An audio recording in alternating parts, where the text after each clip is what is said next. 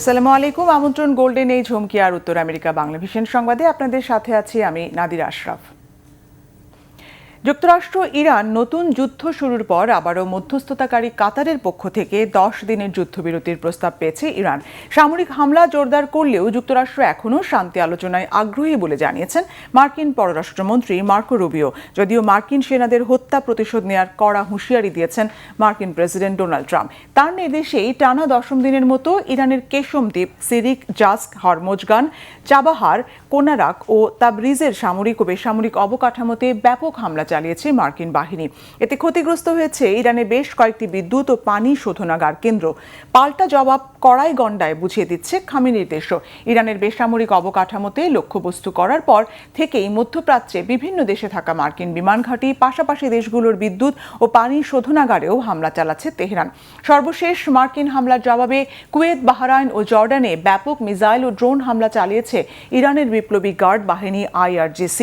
এতে কুয়েতের একটি লবণাক্ত পানি শোধনাগার ও বেশ কয়েকটি বিদ্যুৎ কেন্দ্র মারাত্মকভাবে ক্ষতিগ্রস্ত হয়েছে।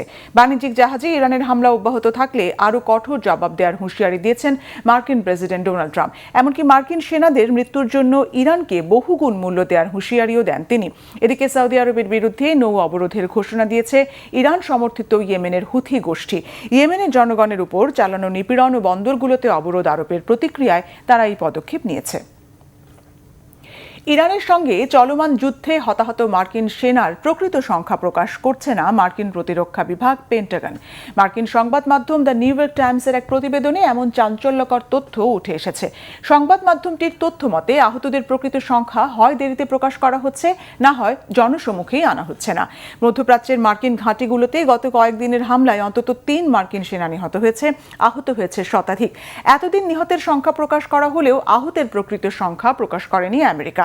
আর এতেই যুক্তরাষ্ট্রের সামরিক সদস্যদের হতাহতের তথ্য নিয়ে প্রশ্ন তৈরি হয়। ইরান বরাবরই দাবি করে আসছে যুক্তরাষ্ট্র হতাহত সেনা সদস্যদের প্রকৃত সংখ্যা লুকাচ্ছে। নিউ ইয়র্ক টাইমসের প্রতিবেদনের পর এই অভিযোগ আরও জোরালো হয়েছে। তবে এই তথ্য অস্বীকার করেছে পেন্টাগনের মুখপাত্র শন পার্নেল। জানান, চলমান যুদ্ধে আহত মোট 100 সেনার মধ্যে বেশিরভাগই দ্রুত দায়িত্বে ফিরে গেছে। তার ভাষ্য, আহতদের বেশিরভাগই মস্তিষ্কে হালকা আঘাত পেয়েছে, যা উল্লেখ করার মতো নয়। আর হতাহতদের সংখ্যা মার্কিন প্রশাসন নির্দিষ্ট সময়ের মধ্যে প্রকাশ করেছে এমন দাবিও তোলেন পেন্টাগন মুখপাত্র। তবে বিশ্লেষকরা বলছেন, সামরিক হতাহতের প্রকৃত সংখ্যা প্রকাশ করলে ট্রাম্প প্রশাসনের জনসমর্থন আরও কমে আসবে। এতে যুক্তরাষ্ট্রের জন্য যুদ্ধ চালিয়ে নেওয়া কষ্টকর হবে।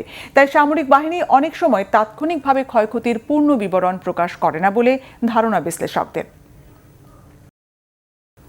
কানাডা থেকে আমদানি করা বিভিন্ন পণ্যের উপর 50% শুল্ক আরোপ করেছেন মার্কিন প্রেসিডেন্ট ডোনাল্ড ট্রাম্প।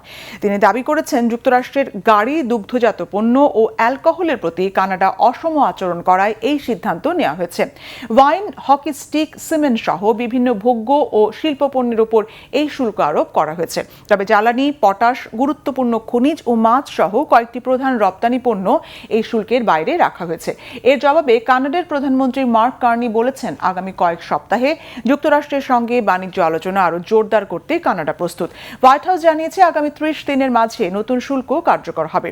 যেসব পণ্য নতুন শুল্কের আওতায় আনা হয়েছে সেগুলো যুক্তরাষ্ট্র, কানাডা ও মেক্সিকোর মধ্যে বিদ্যমান মুক্ত বাণিজ্য চুক্তি USMCA এর আওতায় থাকুক বা না থাকুক, নতুন শুল্কের তালিকায় থাকা সব পণ্যের উপরে এই শুল্ক কার্যকর হবে। এর ফলে উত্তর আমেরিকার এই দুই প্রতিবেশী দেশের মধ্যে চলমান বাণিজ্য উত্তেজনা আরও বেড়ে যাওয়ার শঙ্কা করা হচ্ছে। এই ছিল এখনকার মতো। আগামী শনিবার বাংলাদেশ সময় সকাল 6টায়, শুক্রবার নিউ ইয়র্ক সময় রাত 8টায় গোল্ডেন এজ হুমকি আর উত্তর আমেরিকা বাংলা ভিশন সংবাদ দেখার আমন্ত্রণ রইল। এতক্ষণ সঙ্গে থাকায় ধন্যবাদ।